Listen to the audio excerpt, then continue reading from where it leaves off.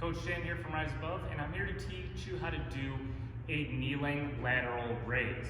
So everybody I think knows the standing lateral raise. The only difference between that and this is say instead of standing, we're kneeling. And what happens when we go to kneeling is a lot of people like to bounce to actually get the weights up. And say this is pretty much going to essentially eliminate our bounce through our movement. So it's going to force you to be a little bit more true to yourself as you're doing this. So we're taking the hands, and I say they're starting down at the waist, and what you're going to go ahead and do is you're going to raise those arms up, no higher than shoulder height, and then you're going to bring it back down.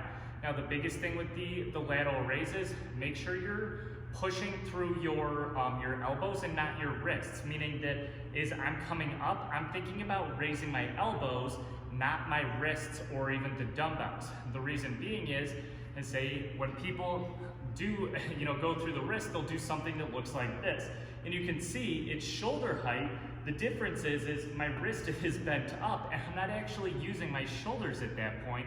I'm really using my forearm and a little bit of bicep and tricep as I'm coming up, like I said, as opposed to those side delts. So one more time, we're here, and I say we're raising it up to the side, no higher than shoulder height, and then back down.